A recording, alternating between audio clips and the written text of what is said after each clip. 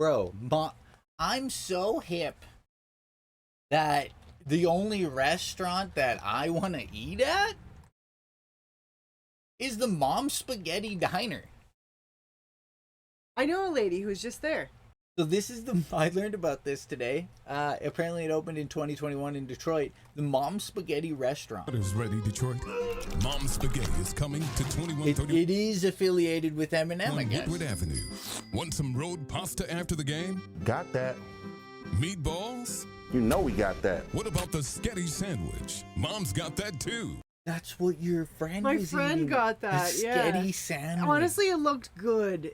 To just take like a meme of yourself and turn it into, Into a restaurant? a back alley walk-through driveway of spaghetti sandwiches. The pictures my friend shared, it looks like so fun. Like they have like 70s wood paneling and lime green Berber carpet.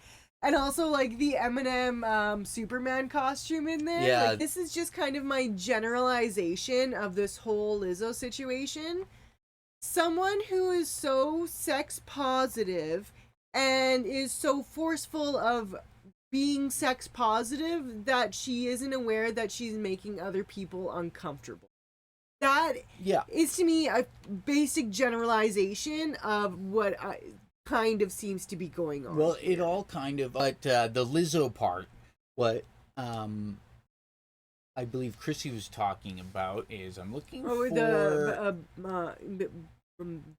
dildo banana vagina thing. There was things on the concert tours and dancing and behind the curtain that was like, lose weight, you don't look good. Like Lizzo saying that to people and like, you know, harassment and stuff like that. But then one of the things, the sex positive oriented, basically they went to an after party in like Amsterdam and stuff.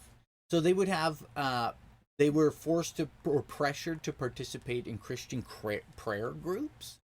But then they would go out to, they went out to strip clubs. I don't remember what the name of it is, but some of the accusations are she basically pressured, and no one was forced at gunpoint. Pressured these people that work for her to. Basically, these girls felt that if they didn't go along with it, they would lose their jobs.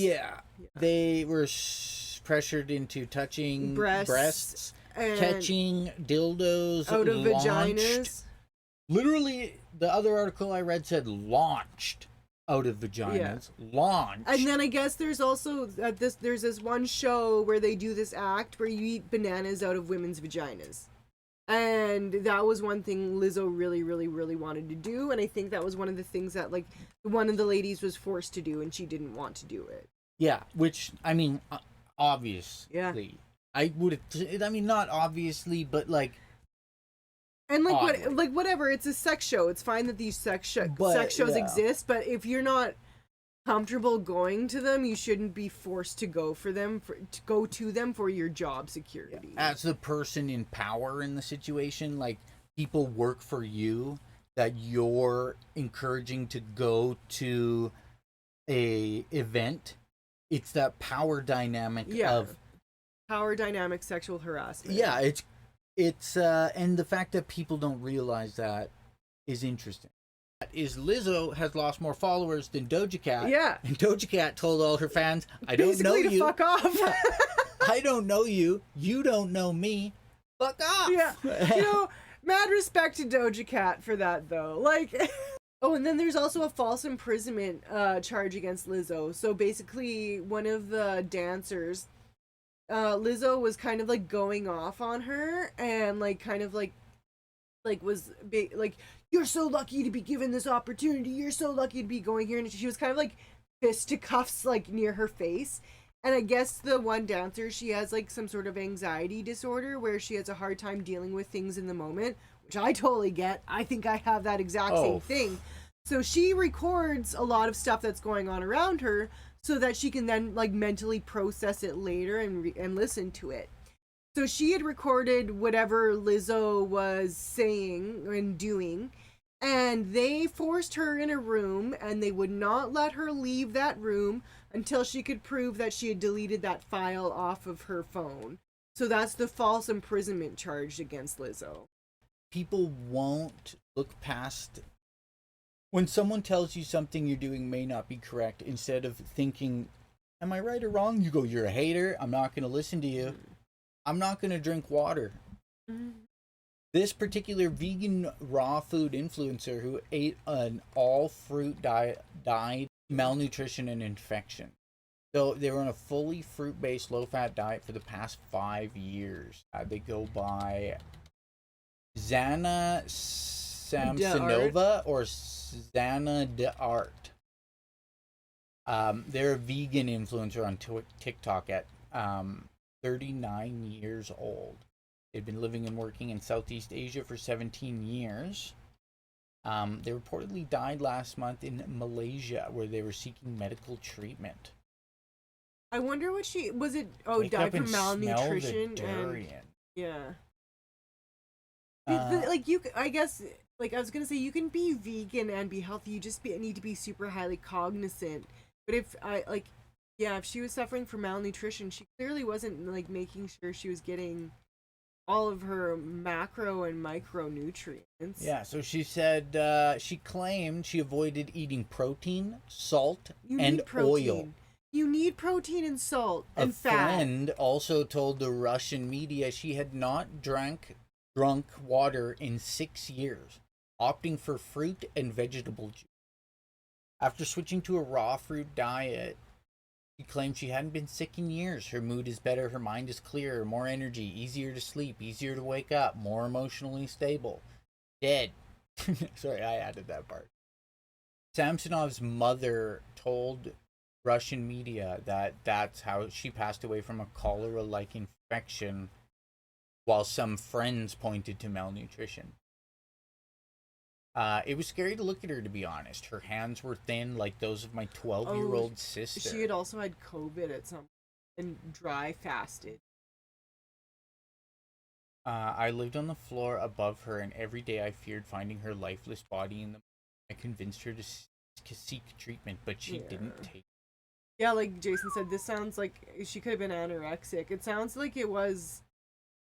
Yeah. One of the new things blowing up the internet sphere is reaction-esque content in general. Which, I mean, is kind of what we do. So. But, so XQC is that Montreal streamer who I don't think he speaks any language anybody can understand. God bless Hassan Piker for being able to decipher what he says. There's a gentleman who makes videos named Lemino. And they're kind of like long form documentary essay style. Very well made things on YouTube, like 2 a year maybe. And he uploaded like an hour and 15-minute video. Well, XQC uploaded to his own channel himself reacting to it at 116 minutes. Yeah. So like the entirety of the other person's video with him in the corner not saying anything really of value or transformative in regards to the video. Only thing that so we were watching the Leftovers podcast the other day, and they were talking about this, and there's this one part where they were kind of analyzing XQC's stream, and XQC has paused Lemino's video, and he's talking with somebody in chat, and I can't really understand what XQC is saying. But Hassan Piker is basically like, he's saying to the guy in chat, he's saying to the guy in chat, I'm trying to watch and figure it out, stop talking. Yeah. And so it's like, that's not even transformative commentary. That's just saying, let me watch it. Yeah, just he's like let me watch it. responding to chat to say, let me watch it. Leave me alone for a minute. Yeah. So what that sparked is somebody worked super hard on that, and then instead of the people that would go and give the views to Lemino, they give them to XQC. Yeah. So then it comes up with Hassan Piker, where he streams for 8 hours a day. He will watch entire videos, and sometimes he'll get up and go to the bathroom while it persists to play, or he'll go leave the room and it persists to play. And people will cut that and put that online. And I know we've been guilty of watching that kind of content ourselves. Like, there was recently Hassan reacted and watched a video where this guy travels through Appalachia. And we didn't want to watch the original video, But we watched Hassan's reaction to the entire thing. Yeah. And so, like, we're guilty of it, and it means Yeah. that it's true. It does happen. Technically, what should have happened is we should have watched the original, and then Yeah. Hassan's video should have been cut up where only when we were adding something was it included. Yeah. So, like, say, for instance, something happens, we say, oh, you know, people in where we are in this area, blah, blah, blah, blah, blah. And then on to the next part where we watch parts of the video. Not, like, the entirety of it. Yeah. Where you could make the argument, well, they are coming to watch the entire video. We try, Jason, to watch only snippets. Like, I guess like what we try to do, like most people, is kind of like when you do a video essay or when you're writing an essay in general, and you're like, you say Paraphrase. something, and then you're like, here is this to prove my point, and then you like provide your either written evidence, like your primary Yeah. source, like showing why you have the theory that you have. It's interesting. Because the argument itself can obviously become super extrapolated so that nobody gets to use anybody's stuff, right? But Because there are people who are transformative and there are people who are not. Like that SS Sniper Wolf or whatever. yes, She's just like, my primary sauce is ketchup. "Wow.